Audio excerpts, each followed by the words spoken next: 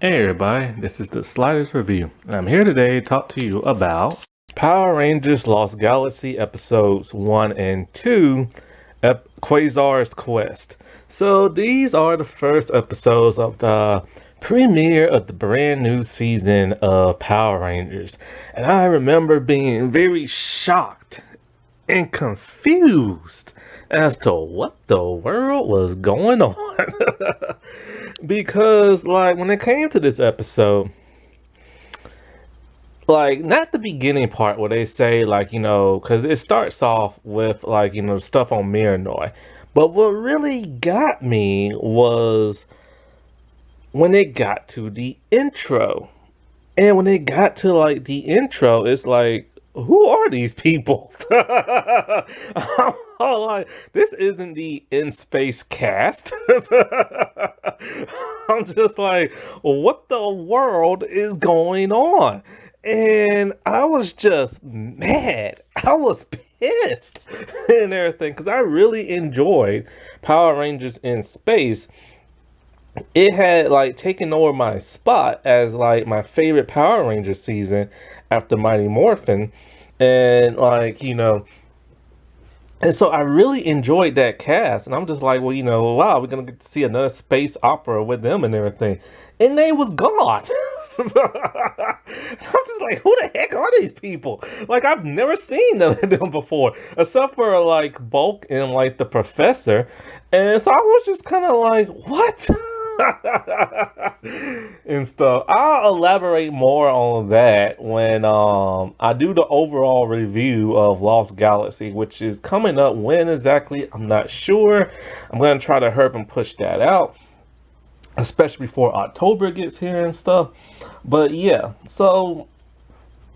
but eventually I did love this season and the cast. It just took me a good while and stuff after the shock and awe wore off and stuff.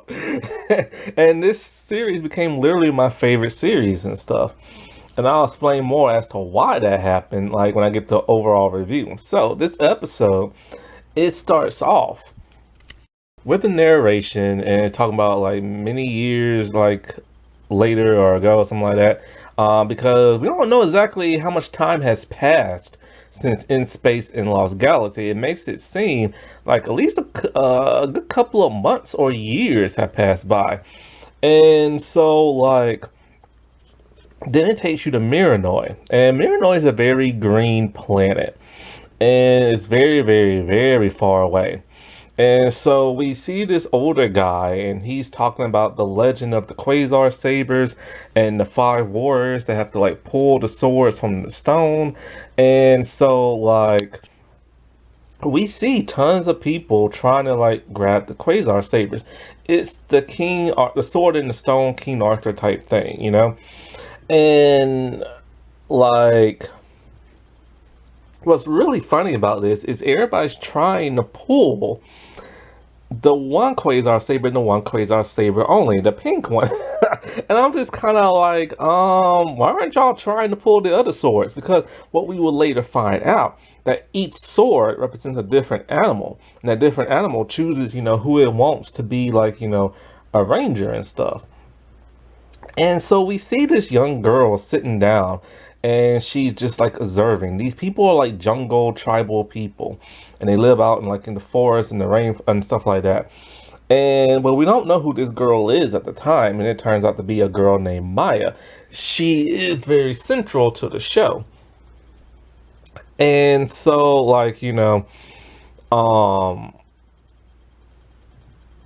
everybody's just trying and trying. They can't pull the sword. So nobody on that planet so far will become the next guardians of that planet, the next Power Rangers and stuff. And so at some point in time, the planet gets attacked by our first general person.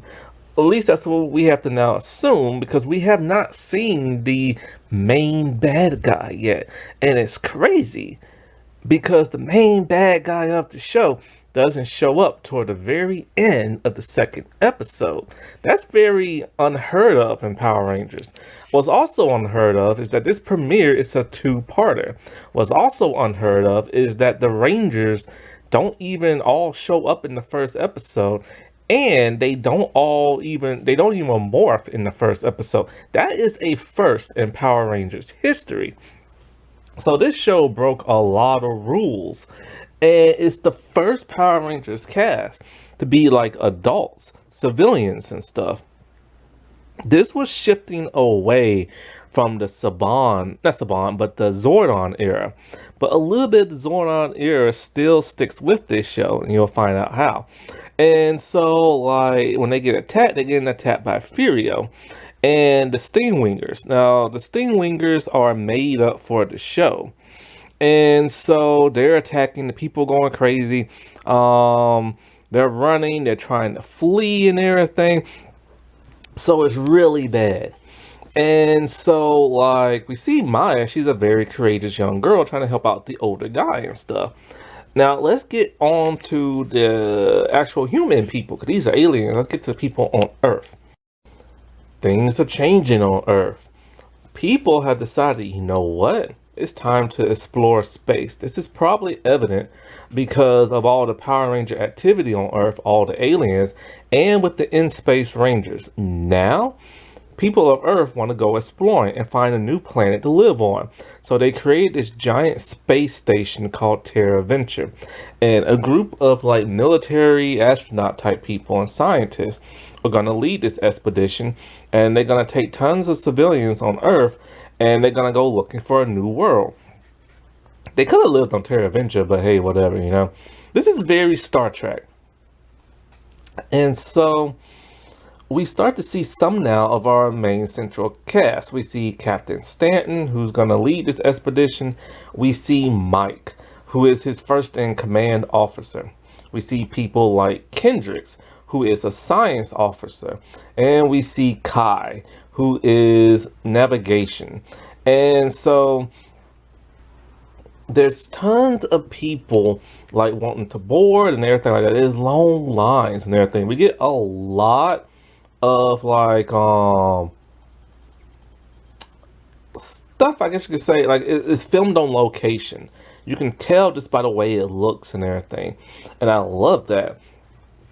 It makes it so much more realer and everything. And so we see Bulk and we see the professor. They're looking to board and they forget someone, but they can't think of what they forgot. And then it finally strikes them. It's Skull. They left Skull behind. They don't go and get him because, you know, they have to hurry him board. And so Skull is left behind. And I remember being devastated when I saw it, like, no, like Bulk and Skull are like a duo, man. They have to stay together and everything. And so they go without him. And so this is like the cameo he makes. Now we won't see Skull again until that cameo in Wild Force, and then we won't see him again till about a decade later until we get into Power Rangers Samurai at the very end. And so yeah, no Skull and everything. And as for Bulk, well, let's just say you won't be seeing much of him on this show either. And I'll explain a little bit more about that later. But then again, I don't think there was ever an official reason why he wasn't really in this series, even though he was there in the Professor. I guess they just wanted to tie it into the Zordon era. But, you know, there's another thing that's going to allow them to tie it into the Zordon era. So I don't know why they did that. But anyway, we now see this guy. And his name is Leo. And Leo is a snazzy dresser. That is a fancy shirt. So his family got some money. But not enough money for him to go into outer space and explore and everything. So they kick him out. But then he sees an older lady finna get mugged and he saves her. It looks like he's about to steal her passport, but he doesn't. After he gets through whooping on the guys, he gives the lady back her passport. And she tells him, you know, the new world is going to need men like you and everything. And so that really sticks with him. He's like, yeah, they are going to need me. So what does he do? He stows away on, like, you know, the docking station and stuff. It's a big chase between him and security and everything that leads to a very long way to where he gets on the shuttle and the shuttle goes off into space on the space station, and then he's chased some more. And it's some pretty good CGI. This is some great CGI. And this is where he meets like Kendricks and Kai. Kendricks is smitten by him, which is interesting because in the first couple of episodes when she was still on the show, it seemed like they were trying to do a romance between those two, but then it ended. And then when she left, it's like they tried to do one with him and Corone, but it never really went nowhere. And so Kai is being his butt-headed self and everything. This is when I really did not like Kai. So Captain Stanton, he just wants to do one more training section before it's time to go off into space. So he has his officers go to the moon and train there. Now, Leo, who is stolen away, he steals one of the combat uniforms and he goes with them. And so when he's on the plane going there, he sees Kendricks, but he puts his head down. Whether she knew it was him or not is, I'm not really sure. But in a way, they're on a training exercise, and basically a bunch of explosions going off, and they have to like prepare for anything. Now, what's weird about this is, okay, they're on the moon, right? But when they're on the moon, it's not dark. Everything's just sunny. And not only that, but they're able to breathe the oxygen. Well, they're able to breathe air somehow. There's no air in space. There's no air on the moon. So where are they getting this oxygen from? It kind of reminds me now what happened in space. I remember a long time ago, Bulk and Skull was with the Rangers, and they was on the Galaxy gliders. And Bulk and Skull was able to breathe the air in space, which is no air. Same thing with the Ninja Turtles when they guest star. I'm just like, is there air in space? What the world? And everything. But yeah, they're there, and Kendricks is about to get like blown. Kendricks and Leo have to stay behind, and they're about to get blown up. And so Leo saves her. This is when Kai spots him and everything, and he's like, "Oh, is you the stowaway and everything?" Now, I understand why Kai's pissed at this point, because Leo is literally a stowaway and everything. But then Mike sees him, and he's all like, that's my brother. So it's like, whoa, we get like a brother duo in Power Rangers. That's insane.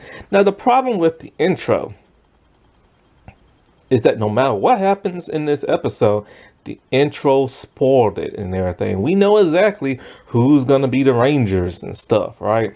And they should have did the intro at the end. I'm not sure what they did when they first aired it, but I remember now on the DVD, the intro comes out first. And it really spoils everything. And then, so something happens. Maya is still on Marinoid, running from the bad guys. And the Stingwingers have laser eyes. And for the first time, this is like the only time they really ever do that. And so a portal opens up. She runs through the portal by mistake because she's running for her life, and she ends up on the moon near Earth. And she meets a group of people, and she just looks at them, and Leo's kind of like, whoa, look at, like, checking her out and stuff. And so they want to know who she is and everything. And so she tries to run away from them, but they won't let her. But then the Stingwingers come. And so they fight those off the best they can, but not really, because they're getting their butts whooped. Then the Stingwingers go back. And Maya's all like, she has to go back to her planet because it's being under attack. And Leo's like, all right, let's do this. But then Mike and them is like, no, you're staying here. And Kai doesn't want to go, period. He's all like, we don't know what's through that dimension and everything. But Mike is a very brave person, and he sees that they're in trouble, so he's going to help. So him and Kendricks go with Maya through the portal. And as Kai and Leo are leaving, Leo's like, screw this, I'm going. And he runs through the portal as well, and it ends. And so in the next episode, this is the episode where we meet the Green Ranger, and not only that, But we get some more nods to the Zordon era. So Kai is upset at himself, and rightfully so. He allowed, like, his fellow officers to get left behind. This place must not have no good checkpoints or security, because anybody can stow away and sneak on in. And not only that, but like,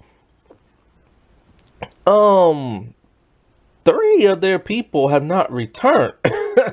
Well, no, actually, two of their people haven't returned. So nobody's asking, hey, where they're at. And Leo was able to sneak on there, and they didn't even see who he was. So technically, three people didn't come back. They have some bad security checks and stuff.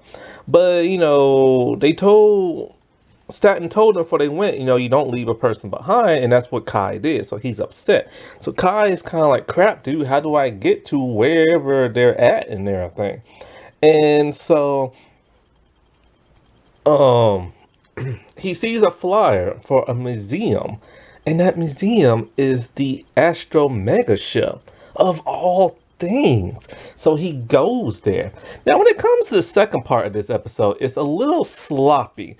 There's a lot of inconsistent stuff, a lot of stuff that's plot armor, and a lot of things just don't make sense. Like the first episode. The first episode was written so much more better, but no Rangers show up. And so when I saw this, the first thing I'm just kind of like, where are the in-space rangers at? Why did they leave the mega ship on Earth? And why is it a museum? See, a lot of time has passed between seasons. We just don't know how much yet. And so Deca's still there, and Alpha of all people are still there. It's like, why didn't Alpha go with the Space Rangers? But in the Space Rangers, they're now regular civilians, as we will find out in much later episodes. Their morphers are still on the Astro Mega Ship, except for that of Andros.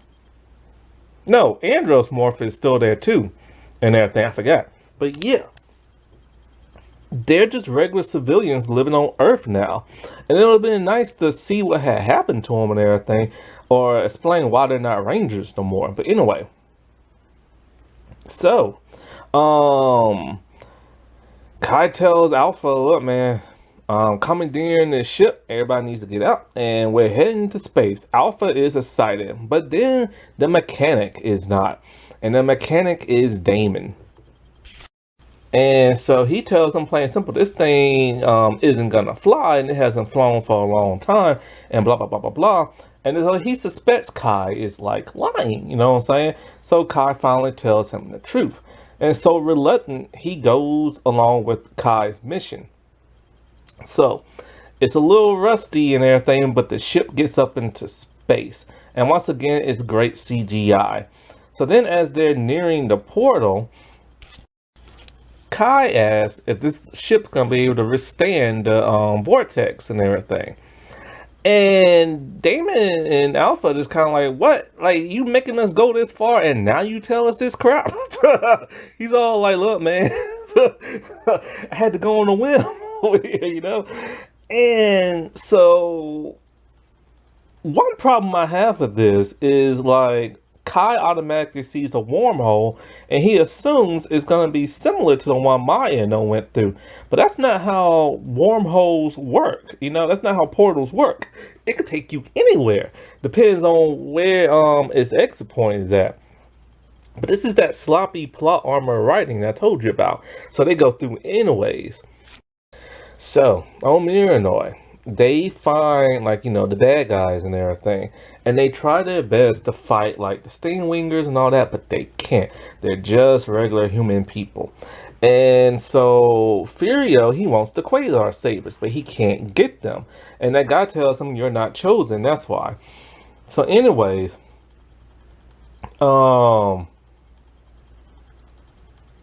what is it? So Furio's all like, nobody's gonna stop me. But then, Mike and Leo and all them, they tell me, no, we're gonna stop you. Now, Mike is mad at Leo at this point because Leo stole away again. And so he's all like, because see, when Leo was there, we just saw Leo. And Leo's all like, 1 against 3, I can take y'all. But he couldn't because more of them started to come in. And this is when the others found him. So anyway,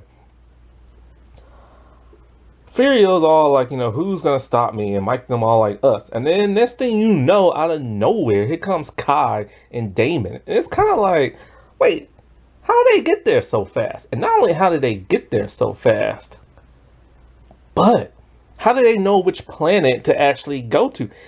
They didn't know. You know what I'm saying? They've never been in that region of space. Even Deca doesn't know which planet is which and everything. So that's that sloppy writing I was telling you about. I don't understand how it got so sloppy in the second half. In the first half, it was great, but in the second half, it just got sloppy. So anyway, Mike is trying his best, but he's getting his butt kicked, and he's near the Quasar Sabers. Furio's about to strike, and then all of a sudden, the King Arthur moment happened. Mike pulls the sword out and stops Furio with it in a very like brave warrior type way. He is shocked he pulled the sword out because he doesn't know that, it's hard to pull out and everything. But the old man is very shocked by that. And then Maya is very shocked. And then so next thing you know, he's like, come on, you guys, pull the swords out and stuff. And for some reason, back to sloppy writing, they all decide, okay, let's pull the swords out. And so then they all pull the swords out along with Maya, except for Leo. And Maya's like, we've been chosen and everything. Furio's pissed. He wants those swords. Not Mike, but Leo is disappointed. He didn't get to pull one out.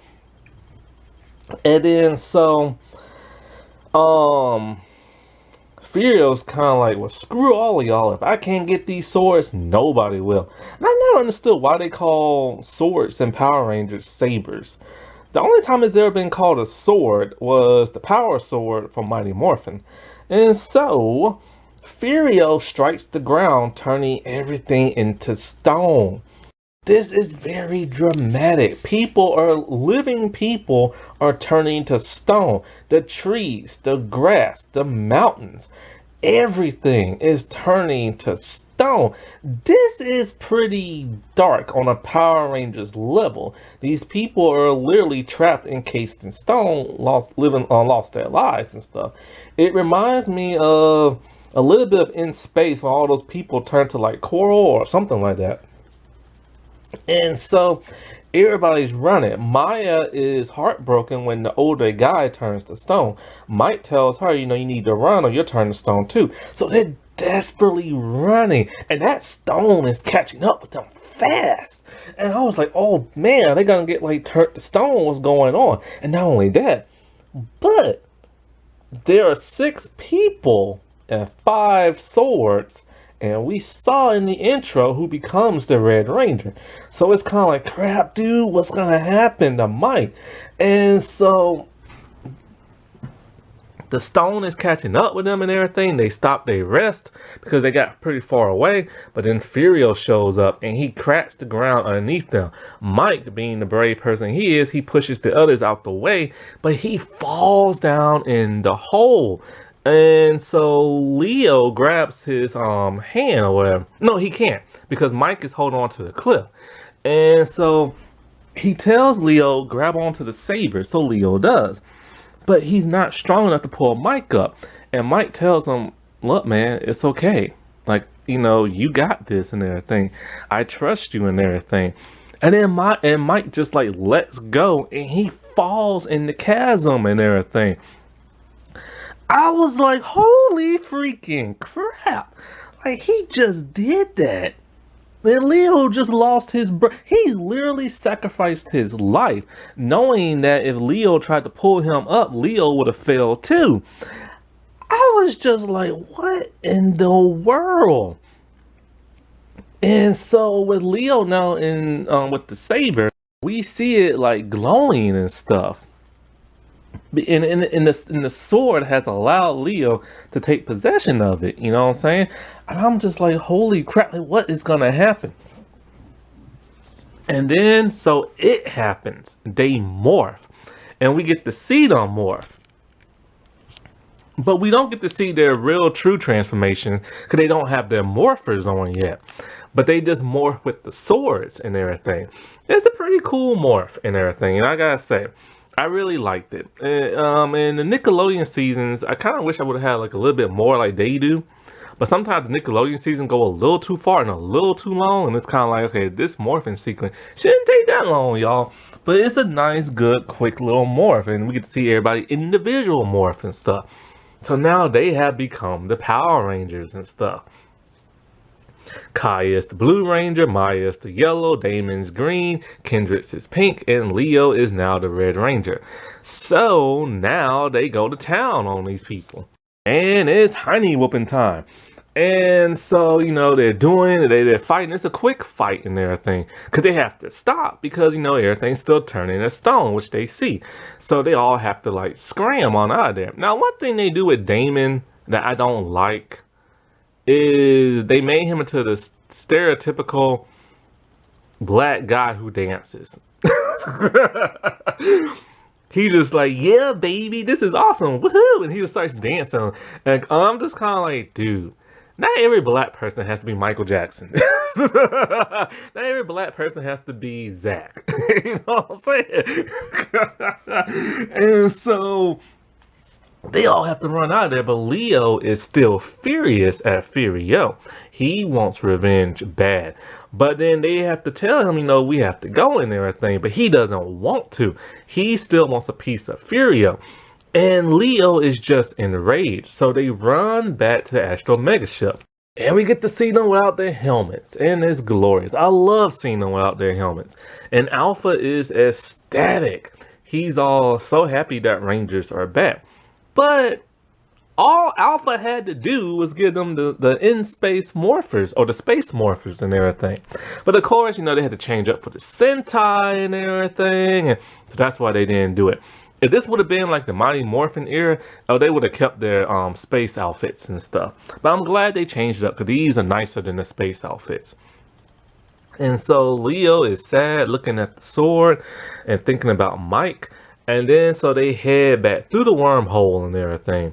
Maya is also sad as well, because now we see her planet turn completely into stone and it's completely gray. And so Maya tells them, what's all going on. Maya tells them that there hasn't been Galaxy Rangers in 3,000 years when the swords are placed in stone. And the swords have been waiting for the warriors to pull them out. And that they've now been chosen and everything to be the new Power Rangers and stuff. So Mike was supposed to be the Red Ranger, but because of unforeseen circumstances, he cannot. So they head back to Earth and to Terra Venture. And this is what don't make no sense. They dock inside Terra Venture. Isn't there security protocols? Aren't there scanners that see this giant ship is docking in them and it stays there for the remainder of the series? It's kind of like, this place has no good security. So everybody on Terra Venture heads out into space looking for that of a new world and everything. And nobody asks, hey, where's Mike at? They have terrible security and protocols. And now we finally get to see the bad guy himself. And when I saw Scorpius, I'm like, ugh! He's like some type of Jabba the Hutt looking thing. He's a giant bug. And his voice is atrocious. I hate the sound of his voice. So basically, he tells Furio and all them, we have to go, do bad people stuff. You know what I'm saying? Now, we don't get to see Trakina in this, which is his daughter. And, I remember when I saw this, the first thing I started thinking to myself is, how are there still bad guys in the universe? I thought Zordon killed them all with his energy wave. So that never made no sense to me as to how they were still alive. But I think, okay, fine. They're far away in a lost galaxy. Well, not a lost galaxy, but it's far away in another galaxy. So maybe his energy wave didn't get them. But then when you watch other Power Rangers seasons, that but monsters come from Earth and stuff like that. And it's kind of like, well, dude, Zordon killed himself for nothing.